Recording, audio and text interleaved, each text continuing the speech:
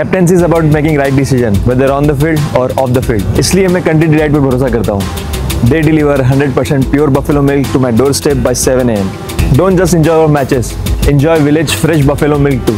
Download the Country Delight app. నమస్తే నాగేశ్వర్ గారు. నమస్తే. ఆపరేషన్ సింధూర్కు ప్రతీకారంగా గత 2 రోజులుగా పాకిస్తాన్ మన ఎయిర్ డిఫెన్స్ సిస్టమ్ మీద అలాగే మన పౌరుల మీద విచక్షణారహితంగా దాడి చేస్తోంది. అలాగే సరిహద్దున ఉన్న జమ్మూ కాశ్మీర్, పంజాబ్, గుజరాత్, రాజస్థాన్ రాష్ట్రాల్లో 26 లొకేషన్ల మీద డ్రోన్ దాడులు కూడా చేసింది. ఈ దాడుల్ని చాలా సమర్థవంతంగా భారత్ అడ్డుకోగలిగింది. అసలు పాకిస్తాన్ వ్యూహం ఏంటి సార్? అంటే ఈ రకమైన దాడులు, ప్రతి దాడులు ఎంతకాలం జరుగుతాయి అనేది కూడా క్వశ్చన్ వస్తుంది అసలు. ఎందుకంటే పాకిస్తాన్ ఏం చేయదలుచుకుంది, మనమైతే ఎస్కలేట్ చేయదలుచుకోలేదు, మరి వాడు ఏం చేయదలుచుకున్నాడు. బహుశా ఇంకో 48 అవర్స్లో మనకేమన్నా క్లారిటీ రావచ్చు. ఇలాగే జరుగుతాయి. ఎందుకంటే మీరు అన్నట్లు ప్రతిరోజు రాత్రి అయితే ఇదే పని, ఇంకా వేరే పనే లేదు. సో రాత్రి అయితే రోజు రోజుకు 24 ప్లేసెస్తో మొదలై ఇప్పుడు 36 ప్లేసెస్ పైన అటాక్ చేస్తుంది. సో ఇండియా తిప్పి కొడుతోంది. రొటీన్ డెవలప్మెంట్ జరుగుతున్నాయి. ఎందుకు జిల్లా చేస్తున్నారు? మరి వాళ్ళ దగ్గర పెద్ద ఆయుధాలు లేవా, వాడదలుచుకోలేదా, వాడితే ఇండియా కూడా వాడుతుందన్న భయమా? ఇవన్నీ ఫ్యాక్టర్స్ ముందుకు వస్తున్నాయి. బహుశా చాలామంది డిఫెన్స్ ఎక్స్పర్ట్స్ చెప్తున్నది ఏంటి అంటే దీని వెనకాల కూడా వ్యూహం ఉంటుంది. ఏ పని చేసినా యుద్ధ సమయంలో వ్యూహమే ఉంటుంది, వేరేదేమీ లేదు. ప్రతి వ్యూహాలు ఉంటాయి. పాకిస్తాన్ వ్యూహం ఏంటి అనేది ఆలోచిస్తే, ఒకటి మన ఎయిర్ డిఫెన్స్ వ్యవస్థను టెస్ట్ చేస్తుండవచ్చు. అంటే ఇది ఎంత మేరకు సమర్థవంతంగా పనిచేస్తుంది భారతదేశాన్ని. సో ఈ ఎయిర్ డిఫెన్స్ వ్యవస్థ కెపాసిటీ ఏంటి, కెపబిలిటీ ఏంటి అని. ఎందుకంటే ఎయిర్ డిఫెన్స్ వ్యవస్థ ఏంటి అంటే అది మన దేశంపైకి వచ్చేటువంటి రాకెట్లు కావచ్చు, మిసైల్స్ కావచ్చు, ప్రొజెక్టైల్స్ అంటారు, డ్రోన్స్ కావచ్చు, ఇలా అన్నిటినీ ఆపుతుంది. యుద్ధ విమానాలకు కావచ్చు అని. సో ఒక్కసారి ఎయిర్ డిఫెన్స్ వ్యవస్థ దుర్భేద్యంగా ఉన్నంత కాలం శత్రువు అటాక్ చేయడం కష్టమవుతుంది. అందువల్ల శత్రు దుర్భేద్యంగా ఎంత మేరకు ఉంది అని ఒక పరీక్షించేటువంటి ప్రయత్నం కూడా కావచ్చు. ఒక్కసారి దీని స్థాయిని, మన ఎయిర్ డిఫెన్స్ యొక్క రెసిలియన్స్ వాడికి అర్థమైన తర్వాత వాడు దాడికి ప్లాన్ చేసుకునే అవకాశం ఉంటుంది. రెండవది దీని ఇంటెలిజెన్స్ గ్యాదరింగ్. ఇప్పుడు డ్రోన్లో డబుల్ ఎడ్జ్డ్ వెపన్. డ్రోన్ అంటే అది ఒకవైపు ఇంటెలిజెన్స్ రీకనైజెన్స్ అంటారు, ఇంటెలిజెన్స్ సేకరిస్తుంది. అదే సమయంలో డ్రోన్ ఆయుధంగా కూడా పనిచేస్తుంది. ఈవెన్ సూసైడ్ డ్రోన్స్ అంటారు, అంటే అది కూలిపోయి డ్యామేజ్ కూడా చేస్తుంది. సో అందువల్ల ఈ డ్రోన్లను ప్రయోగించడం ద్వారా కీలకమైన మిలిటరీ స్థావరాల సమాచారాన్ని సేకరించడం, ఎక్కడ గ్యాప్స్ ఉన్నాయనేది ఐడెంటిఫై చేయడం రెండో స్ట్రాటజీ అయి ఉండాలి. ఎందుకంటే ఇప్పుడు మొత్తం మనకు గమనిస్తే జమ్మూ, శ్రీనగర్, అమృత్సర్, బఠిండా, మీకు పఠాన్కోట్ నుంచి మొదలుకొని అటు గుజరాత్, రాజస్థాన్ వరకు జైసల్మీర్ అన్నీ కూడా మిలిటరీ టార్గెట్స్నే. మిలిటరీ టార్గెట్స్ని లక్ష్యంగా చేసుకొని వీటిని ప్రయోగిస్తున్నారు కనుక it may be part of identifying the gaps and military intelligence. మూడవది పానిక్ క్రియేట్ చేయడం, స్థానిక ప్రజల్లో ఆందోళన క్రియేట్ చేయడం. ఇప్పుడు మీరు గత 2-3 రోజులుగా చూస్తే జమ్మూలో బ్లాక్అవుట్, మీకు శ్రీనగర్లో బ్లాక్అవుట్, అమృత్సర్లో బ్లాక్అవుట్, అంటే ప్రజల్లో ఒక భయాందోళనలు క్రియేట్ చేయడం. యుద్ధం వచ్చేదాకా యుద్ధం రావాలి అని మాట్లాడేవారైనా ఒక్కసారి యుద్ధం వస్తే ఆందోళన కూడా మొదలవుతుంది. ఎందుకంటే పరిస్థితులు అలా ఉంటాయి కనుక. సో అందువల్ల ఇప్పుడు బ్లాక్అవుట్ ప్రకటించాల్సి వస్తుంది. చుట్టూ ఎక్కడ పడితే అక్కడ ప్రేలుళ్ళు వినబడుతున్నాయి. సో బయటికి వెళ్తే ఏం జరుగుతుందో తెలియని పరిస్థితి ఉంది. ఇలా సివిలియన్స్లో ఒక ఆందోళన క్రియేట్ చేయడం అనేది వాడి మూడవ లక్ష్యమే ఉంటుంది. అంటే మొత్తం లాంగ్ బార్డర్, బారాముల్లా నుంచి భూజ్ వరకు, అంటే జమ్మూ కాశ్మీర్, పంజాబ్, రాజస్థాన్, గుజరాత్ వరకు, అంటే ఒక రకంగా జమ్మూ నుంచి సర్క్రీక్ జల సరిహద్దు ఉంటుంది గుజరాత్లో. సో మీకు జమ్మూ ల్యాండ్ బార్డర్ నుంచి మొదలుకొని గుజరాత్లోని సర్క్రీక్ జల సరిహద్దు వద్ద ఉన్న బార్డర్ వరకు ఒక రకమైన ప్యానిక్, ఫియర్, భయాందోళన క్రియేట్ చేయాలన్నది మూడో లక్ష్యం. అది కూడా స్థానిక ప్రజల్లో, మిలిటరీలో కాకపోయినా. నాలుగవది ఏంటంటే ఇండియన్ ఎయిర్ డిఫెన్స్ సిస్టాన్ని సాచురేట్ చేయడం, ఒక రకంగా సైన్యంలో ఒక ఫ్యాటిక్ తీసుకురా, వేరౌట్ చేయడం. ఏంటిది ఇప్పుడు మనమే మాట్లాడుకుంటున్నాం 2 రోజులుగా ఇదే పని, ఈరోజు ఇదేనా రాత్రి అయితే, ఒక రకమైన సాచురేట్ చేసి ఇండియన్ ఆర్మీలో ఫ్యాటిక్ తీసుకురావడం. ఐదవది, ఒకసారి ఇండియన్ ఆర్మీ వేరౌట్ అయితే శత్రువు తెలివిగా ఎలిమెంట్ ఆఫ్ సర్ప్రైజ్తో అన్ప్రిడిక్టబుల్ అటాక్ ప్రిపేర్ కావచ్చు. అంటే ఇలాగే జరుగుతుంది, రోజు ఇంతే, వాడు మన పైన దాడి, ఎయిర్ డిఫెన్స్ పైన దాడి చేస్తాడు, మనము దాన్ని తిప్పి కొడతాం, మళ్ళీ వాడి ఎయిర్ డిఫెన్స్ పైన అటాక్ చేస్తాం. నిన్న కూడా మన ఎయిర్ డిఫెన్స్ పైన అటాక్ చేశాక మనము రావల్పిండి, ఇస్లామాబాద్ వీటిపై కూడా అటాక్ చేసాం. పాకిస్తాన్ ఆర్మీ కూడా దాన్ని కన్ఫర్మ్ చేసింది, మనం చెప్పడమే కాదు. సో అందువల్ల ఇలా ఒక రొటీన్ ఏర్పడ్డాక ఇక మన ఇండియన్ ఆర్మీ దాంట్లో ఉంటే వాడు ఒక ఎలిమెంట్ ఆఫ్ సర్ప్రైజ్తో అన్ప్రిడిక్టబుల్గా బిగ్ అటాక్ రావడం. అంటే ఇప్పటిదాకా మనం ఓన్లీ సంయమనం పాటిస్తున్నాం, నాన్ ఎస్కలేటరీ ఉంటున్నాం. ఒక్కసారిగా క్వాంటిటేటివ్గా పెరిగి ఒకటేసారి క్వాలిటేటివ్గా బిగ్గర్ అటాక్ రావడం వాని 5వ స్ట్రాటజీ అయి ఉండాలి. ఇవన్నీ మనకు తెలియదు ఏదవుతుంది అనేది.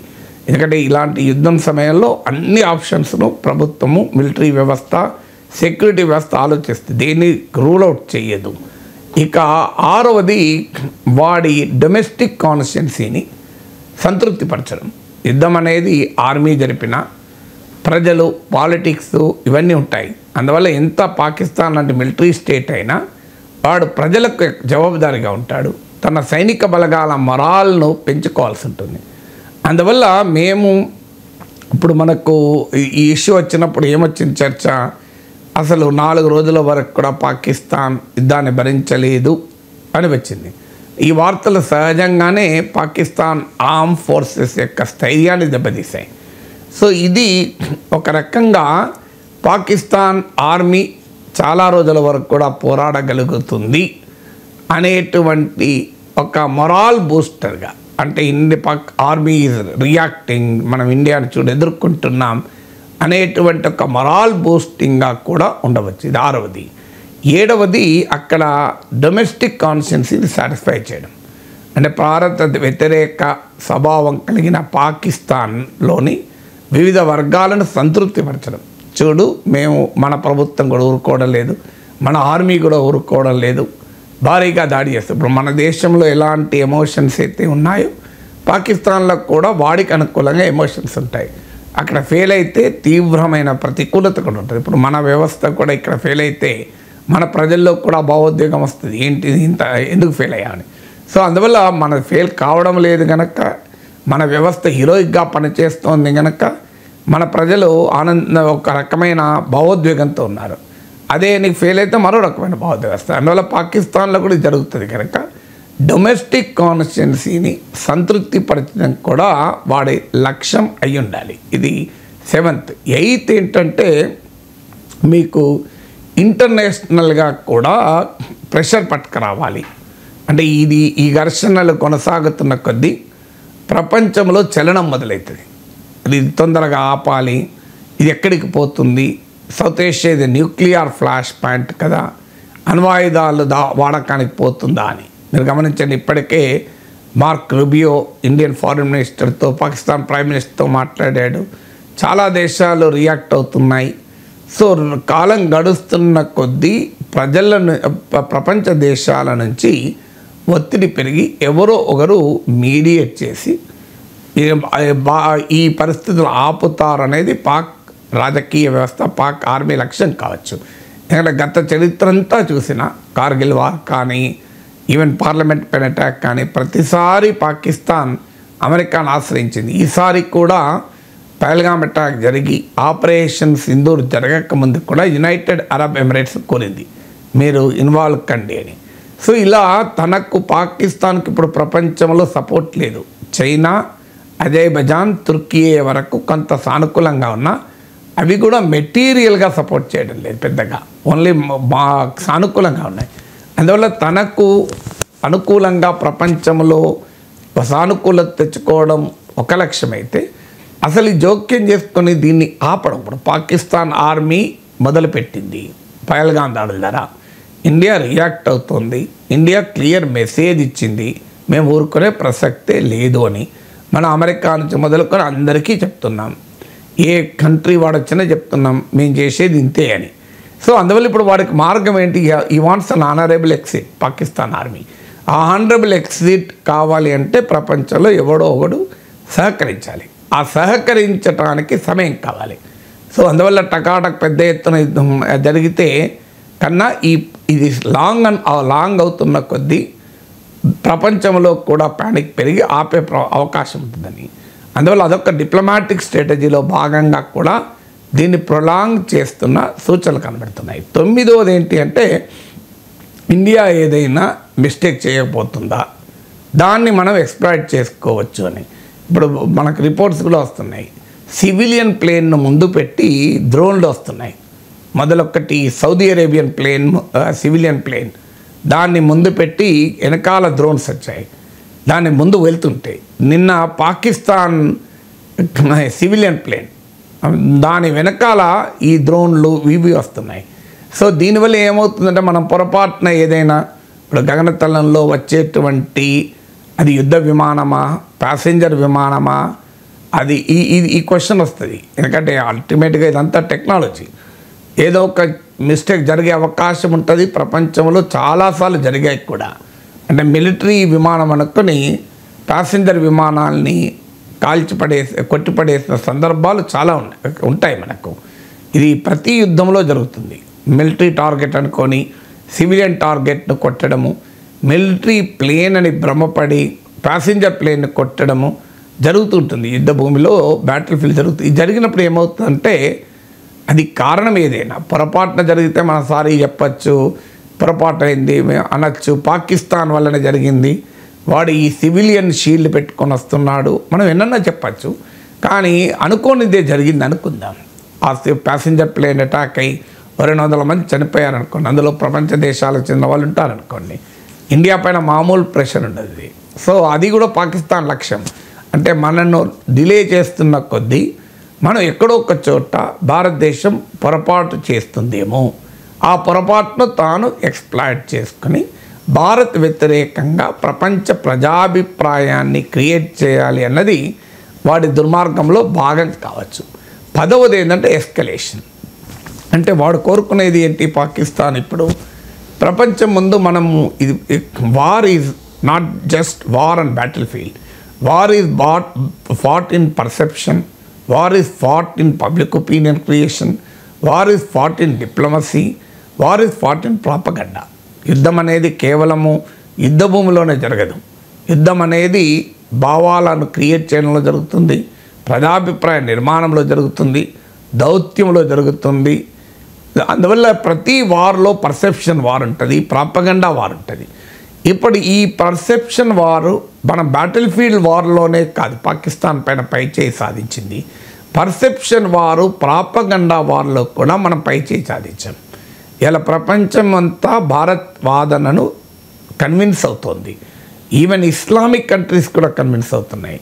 పాకిస్తాన్ మిత్ర దేశాలకు కూడా ఏమీ అనలేని పరిస్థితికి వచ్చాయి. ఇంత జరుగుతున్న బహిరంగంగా వచ్చి భారత్ను మీకు తుర్కీ ఖండించలేదు, చైనా ఖండించలేదు, ఇది ఇండియా దుశ్చర్య, ఇండియా ఇలా రియాక్ట్ అవుతుంది అని. ఎందుకు? We are winning the perception war. పాకిస్తాన్కు సానుకూలంగా ఉండే దేశాలు కూడా భారత్ని ఎక్కడా నిందించడం లేదు మీరు గమనిస్తే. ఇందుకు భిన్నంగా అమెరికా లాంటి దేశాలకు కానీ ఇతర దేశాలకు కానీ పాకిస్తాన్ చెప్తున్నాయి మీరు తీవ్రవాదాన్ని ఆపాలి అని. ఎందుకు మనం సాధించగలిగాం పర్సెప్షన్ వార్ అంటే మన రెస్పాన్స్ అలా ఉండడం వల్ల. మన రెస్పాన్స్ ఎలా ఉంది అంటే, మన ఫారిన్ సెక్రటరీ విక్రమ్ మిస్త్రీ పదే పదే బ్రీఫ్ చేస్తున్నట్లు బ్యాలెన్స్ అది అదే వాళ్ళు మన ఫారిన్ సెక్రటరీ అఫీషియల్గా వాడిన పదాలు measured, proportionate, non escalatory, responsible, ఇది మనం వాడుతున్న పదాలు. మెజర్డ్ ఆచితూచి, ప్రపోర్షనేట్ ఏ డొమైన్లో ఏ ఇంటెన్సిటీతో మనపై దాడి జరిగితే అదే డొమైన్లో అదే ఇంటెన్సిటీతో రియాక్ట్ అవుతున్నారు. అలాగే రెస్పాన్సిబుల్, బాధ్యతాయుతంగా ఇప్పుడు వాడు చర్చ్ పైన, టెంపుల్ పైన, గురుద్వారా పైన, పౌరుల పైన టార్గెట్ చేస్తున్నాడు పాకిస్తాన్. నిన్న జరిగిన దాడిలో కూడా జమ్మూ రీజన్లో ఒక టెంపుల్ పైన దాడి చేశాడు. ఒక కాన్వెంట్ స్కూల్ పైన దాడి చేస్తే చిన్నపిల్లలు చనిపోయారు. పౌరుల పైన దాడులు చేస్తున్నారు, 16 మంది పౌరులు చనిపోయారు. ఆఖరికి నిన్న మీకు రజౌరీ సెక్టార్లో ఒక డిస్ట్రిక్ట్ అడిషనల్ డెవలప్మెంట్ కమిషనర్ కూడా చనిపోయాడు. ఆయన ఇంటిపై కూడా దాడి జరిగింది. సో అందువల్ల వాడేమో విచక్షణారహితంగా సివిలియన్ టార్గెట్ చేస్తున్నాడు. ఎందుకంటే మన దగ్గర ఉగ్రవాద శిబిరాలు లేవు కనుక, పాకిస్తాన్లో ఉగ్రవాద శిబిరాలు ఉన్నాయి కనుక, ఒక జైష్ ఈ మహమ్మద్ హెడ్ క్వార్టర్స్ ఉంది కనుక మనం మురీద్కి పైన దాడి చేయగలిగాం. మనము హఫీజ్ సయీద్ కేంద్రం పైన దాడి చేయగలిగాం. బహల్పూర్లో జైష్ ఈ మహమ్మద్ కేంద్ర కార్యాలయం, లాహోర్లో మీకు లష్కరీ తొయిబా కార్యాలయము, వీటిపైన దాడి చేయగలిగాం. వాడికి ముర్తజా తొయిబా వీటిపైన దాడి చేయగలిగాం. ఎందుకు వాడు చేయలేకపోతున్నాడు? ఎందుకంటే మన దగ్గర లేవు కనుక.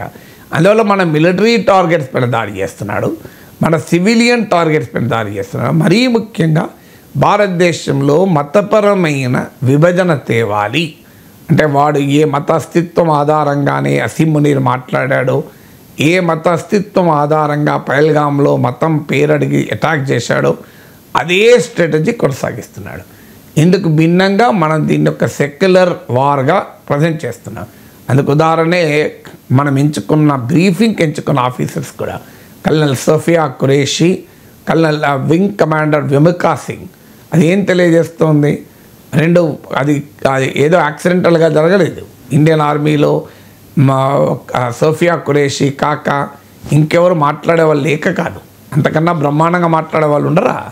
కానీ అది డెలిబరేట్ చాయిస్. ఎందుకంటే ప్రపంచానికి చెప్పడం, ఇస్లామిక్ ప్రపంచానికి కూడా చెప్పడం, అయ్యా ఇది పాకిస్తాన్ అంటున్నట్టు హిందూ ముస్లిం ఇష్యూ కాదు, ఇది టెర్రరిజానికి, హ్యూమనిజానికి, తీవ్రవాదానికి, మానవత్వానికి మధ్య జరుగుతున్న పోరాటం. ఒక రెస్పాన్సిబుల్ స్టేట్, బాధ్యతాయుతమైన రాజ్యానికి ఒక పనికిమాలిన దివాలా కోర్ రాజ్యమైన పాకిస్తాన్కు మధ్య జరుగుతున్న యుద్ధం ఇది. ఒక బాధిత దేశము, ఒక నిందిత దేశం, ఒక అగ్రెసర్, ఒక విక్టిమ్కు మధ్య జరుగుతున్న పోరాటం ఇది అని మనం ప్రపంచానికి బలంగా చెప్తున్నాం.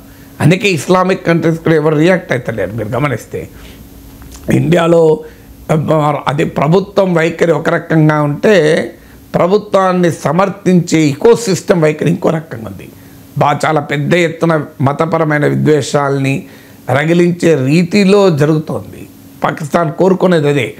కానీ సరిగ్గా పాకిస్తాన్ కోరుకునేదాన్ని మన దేశంలో కూడా కొంతమంది, కొన్ని టీవీ ఛానళ్ళ యాంకర్లు, సోషల్ మీడియాలో యూట్యూబర్లు, సో జనంలో కూడా కొంతమంది ఈ భావోద్వేగాలకు గురై మతపరమైన విద్వేషాన్ని రగిలిస్తున్నారు. సరిగ్గా పాకిస్తాన్ అదే కోరుకుంటుంది. అసీం మునీర్ మాటల్లో అదే ఉంది, పహల్గామ్ తీవ్రవాదుల చేష్టల్లో అదే ఉంది, ఇప్పుడు పాక్ ఆర్మీ ఎంచుకుంటున్న దాడుల్లో కూడా అదే ఉంది. అందువల్ల ప్రజలు అప్రమత్తంగా ఉండాల్సింది ఏంటంటే, పాక్ ఎజెండాను మనం మోయకూడదు, పాకిస్తాన్కు బలాన్ని చేకూర్చకూడదు. శత్రువు తెలివిగా చేస్తున్నాడని అనుకుంటున్నాడు, కానీ వాడిది మూర్ఖత్వము. ఇండియన్ యూనిటీని, ఇండియన్ పొలిటికల్ యూనిటీ, సోషల్ యూనిటీని వాడు బ్రేక్ చేయలేడు అనేది మనము పాకిస్తాన్కు మన మాటలే కాదు చేతుల ద్వారా కూడా రుజువు చేయాలి. అందుకే మనము పదే పదే ప్రభుత్వం నుంచి మొదలుకొని అందరూ చెప్తున్నది అదే. సో కానీ ఇక్కడ మనము ప్రపోర్షనేట్గా, నాన్ ఎస్కలేటరీగా, రెస్పాన్సిబుల్గా, మెజర్డ్గా మాత్రమే రియాక్ట్ అవుతున్నాం. కానీ ఎక్కడో ఒక చోట పొరపాటు వల్లనో, గ్రహపాటు వల్లనో, లేదా ఎక్కడొక చోట ఉద్వేగం వల్లనో మనము ఎస్కలేటరీ దాటి ఎస్కలేటరీగా, నాన్ ప్రపోర్షనేట్గా కూడా అటాక్ చేయొచ్చు. అంటే ఉదాహరణకు ఇప్పుడు మన ఎయిర్ బేస్ పైన అటాక్ చేస్తే మనం మళ్ళీ ఎయిర్ బేస్ పైన అటాక్ చేస్తున్నాం. ఇది కాకుండా మనం ఏదైనా ఇంకా పెద్ద టార్గెట్ ఎంచుకున్నాం అనుకోండి, అప్పుడు పాకిస్తాన్ వాడు గగ్గోలు పెడతాడు. చూడండి, ఇప్పటికే పాక్ ఆర్మీ ప్రతినిధి ప్రకటించాడు ఉదయాన్నే, చూడండి మా ఇస్లామాబాద్ పైన కూడా భారత్ అటాక్ చేస్తుందని. సో వాడి తాపత్రయం అంతా ఏంటంటే మేమే విక్టిము, మేము అటు తీవ్రవాదానికి బాధితులము, ఇటు భారతదేశ దాడులకు బాధితులమని చెప్పదలుచుకుంది పాకిస్తాన్. పహల్గామ్ను మర్చిపోయి పహల్గామ్ ఆపరేషన్ సింధూర్ని గుర్తు చేసుకోవాలన్నది పాకిస్తాన్ లక్ష్యం. దాన్ని మనము ఎక్కడో చోట పొరపాటు చేసి మనమే ఇండియానే ఎస్కలేట్ చేసే రీతిలో వ్యవహరిస్తుంది అనేది వాడి అంచనా. అందువల్లనే ఇలా రోజు మనపైన దాడి చేస్తాం, మనం అటాక్ చేస్తాం. ఇప్పటికీ ఇండియాలో కూడా కొంతమంది మొదలు పెడుతున్నారు ఆల్రెడీ. ఈవెన్ మిలిటరీ ఆఫీసర్ ఇంకెంతకాలం వాడి సంగతి తేల్చండి, వాడిని వాయించి పడేయండి, ఎందుకు చూస్తూరుకున్నారు, నరేంద్ర మోడీ లాంటి బలమైన నాయకుడు అసలు వేసి పడేయచ్చు కదా అని సోషల్ మీడియాలో పెద్ద ఎత్తున జరుగుతుంది. ఈవెన్ మిలిటరీ జనరల్స్ కూడా ఈ టెండెన్సీ ప్రదర్శిస్తున్నారు. అలా ప్రదర్శించడం తప్పని నేను అంటలేను, దానికి రీజన్ లేదని అంటలేను. డెఫినెట్గా ఎమోషనల్గా చూసుకుంటే కరెక్ట్. అది మరిగిపోతుంది రక్తం, ఎంతకాలం ఇది భరించాలి? రోజు ఈ రాత్రి అయితే ఏంది బ్లాక్అవుట్లు, ఏంది ప్రాబ్లమ్స్, అసలు ఇది ఏంది రోజు మనకు సివిలియన్ చనిపోవడం ఏంది? వీరి సంగతి తేల్చాలి కదా. మోడీ ఎందుకు ఊరుకుంటున్నాడు? ఇంకా కొన్ని రోజులైతే మోడీని విమర్శించడం మొదలవుతుంది.